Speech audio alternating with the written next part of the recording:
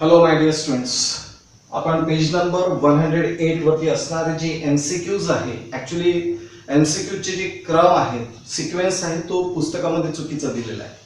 Okay, एकूण 21 MCQs आहेत आणि फक्त तुम्हाला 20 अशा पद्धतीचे नंबरिंग दिलेले आहे. ओके, तर लक्षात घ्या, हा जो 21 नंबरचा MCQs आहे फारच सिंपल आहे. ट्रायंगल एबीसी मध्ये तुम्हाला दिलेला आहे a into cos of b is equals to b into cos of a असं दिलेलं आहे. आणि आता आपल्याला शो करायचं आहे, म्हणजे सांगायचं आहे, शो नाही करायचं आहे तर सांगायचं आहे आपल्याला की हा जो ट्रायंगल आहे हा कोणत्या पद्धतीचा आहे. मग त्यासाठी तुम्हाला कोसाइन रूल, वेगवेगळ्या पद्धतीने आपण हा प्रॉब्लेम सॉल्व्ह करू शकतो.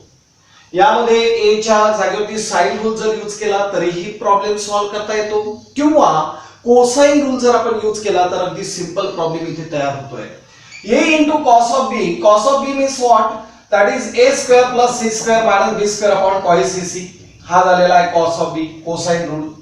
त्यानंतर b into काय झालेला आहे cos of a, cos of a means what? b square plus c square minus a square upon cos bc. बरोबर, यामध्ये a कॅन्सल झालेला आहे, bb कॅन्सल झालेला आहे, 2 कॅन्सल झालेला आहे, cc कॅन्सल झालेला आहे. म्हणजे राहिलं काय तर a square plus c square minus b square is equals to b square plus c square minus a square राहिलेला आहे सर. मग यामध्ये हा जो c square आहे गेट कॅन्सल्ड. मग आता यामध्ये a square ला जर इकडे ट्रान्सफर केलाय तर 2 टाइम्स a square आणि b square ला जर ट्रान्सफर केला तर 2 times b square. So 2 get cancelled means a square is equals to b square, म्हणजे a is equals to b and this is the answer. आता a आणि b जर सारखा आहे, म्हणजे दोन साइड जर सारखे आहे, तर तो ट्रायंगल कोणता असायला पाहिजे? आयसोसेलेस ट्रायंगल असायला पाहिजे. and this is the answer. काहीच नाही, अगदी सिंपल आहे. आपण कोसाइन रूल यूज केलाय आणि आन्सर काढलेला आहे.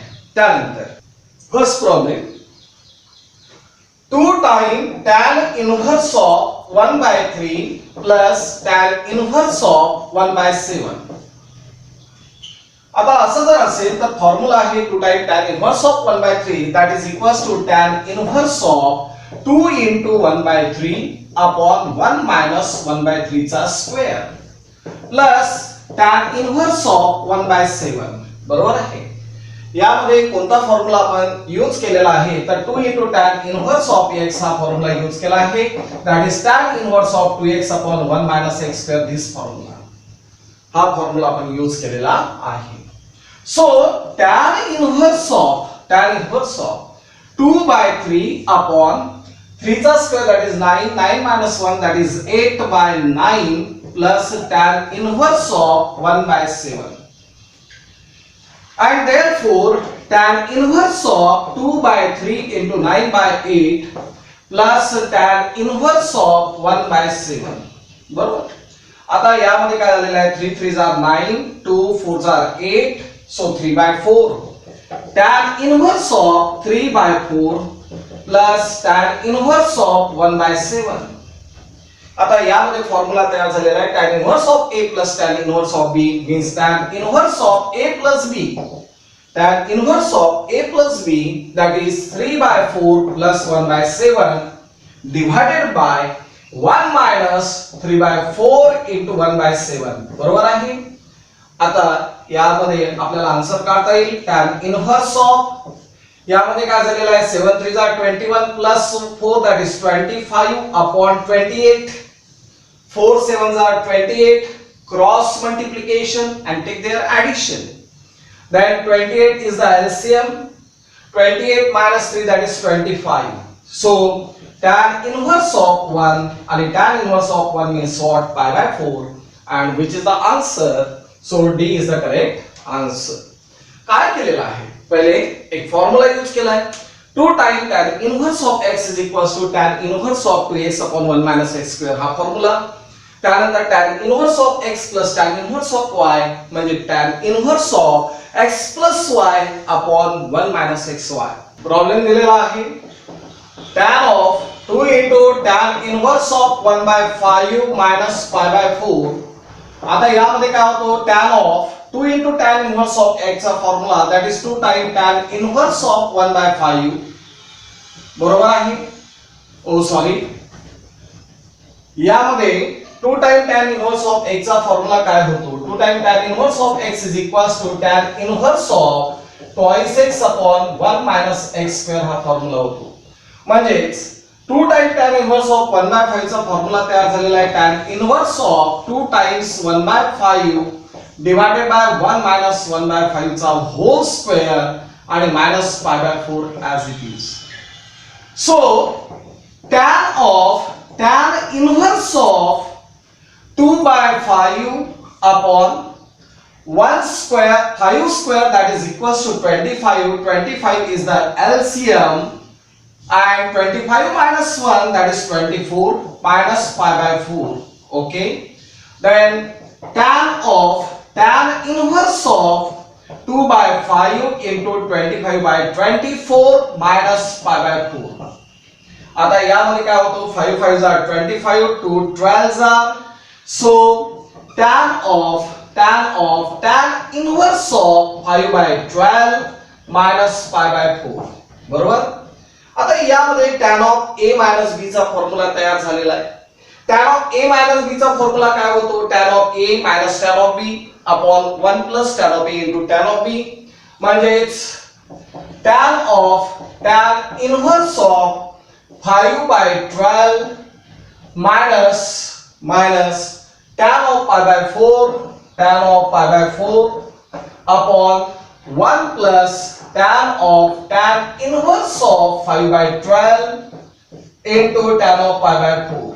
ओके, यामध्ये कोणता फॉर्म्युला यूज केलेला आहे? तर tan of a minus b, that is tan of a minus tan of b upon 1 plus tan of a into tan of b. So what?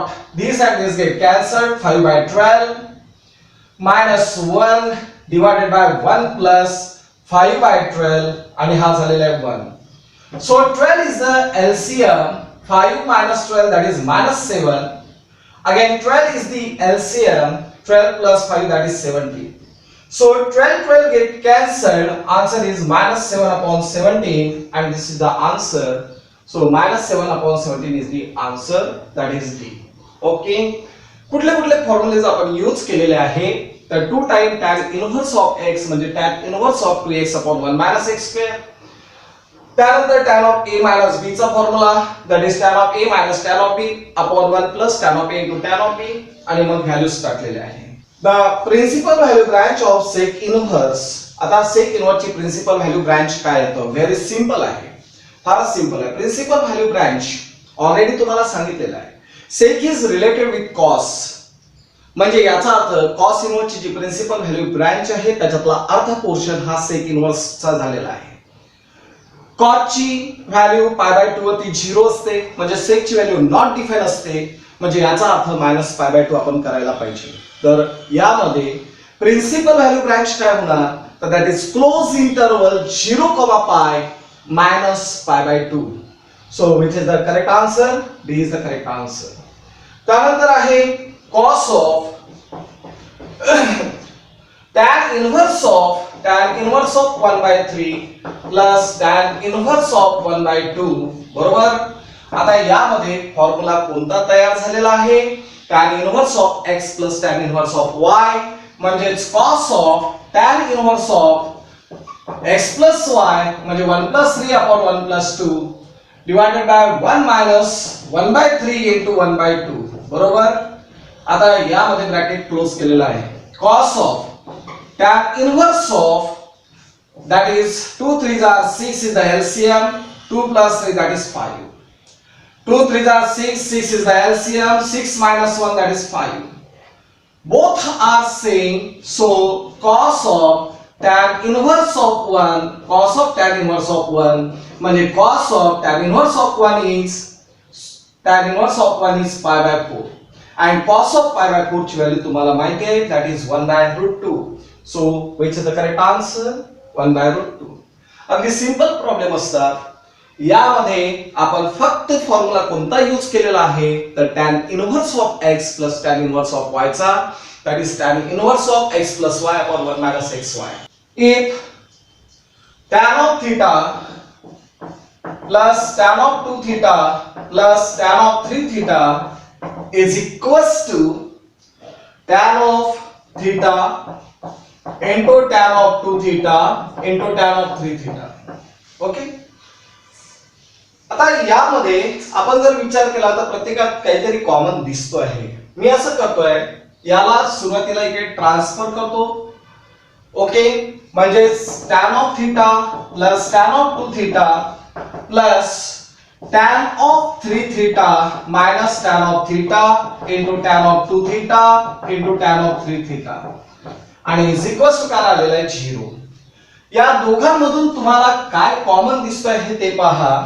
So tan of theta plus tan of 2 theta plus tan of 3 theta म्हणजे 1 minus tan of 2 theta into tan of theta theta into tan of 2 theta. चालेल असं? ठीक. Is equals to काय झालेला आहे 0. त्यानंतर ही term मी तिकडे transfer करून देतो आहे. So tan of theta plus tan of 2 theta is equals to tan of 3 theta परंतु कोणता minus into 1 minus tan of theta into tan of 2 theta. आता याला डिवायडेशन मध्ये जर केलं तर tan of theta plus tan of 2 theta divided by 1 minus tan of theta into tan of 2 theta is equals to minus tan of 3 theta. आता यामध्ये formula तयार झालेला आहे tan of a plus b चा. tan of a plus tan of b upon 1 minus tan of a into tan of b म्हणजे tan of a plus b so tan of theta plus 2 theta is equals to minus tan of 3 theta. कोणता formula इथे use केलेला आहे ते लक्षात घ्या. tan of a plus b चा formula होतो आहे tan of a plus tan of b upon 1 minus tan of a into tan of b हा फॉर्म्युला होता है. बरोबर. आता यामध्ये tan of theta plus 2 theta म्हणजे tan of 3 theta is equals to minus tan of 3 theta. चालेल. आता यामध्ये हा tan of 3 theta जर इकडे ट्रान्सफर केला तर 2 times tan of 3 theta is equals to 0. So tan of 3 theta is equals to 0. We want the general solution.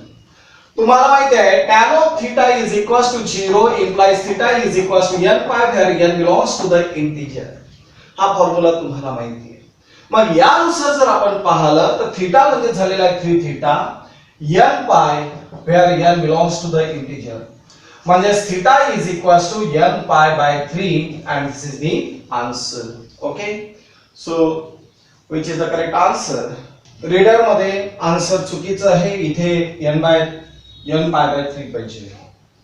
Correction तुम्हाला करून टाकायचं. इथे तुमचा हा चॅप्टर संपतो आहे.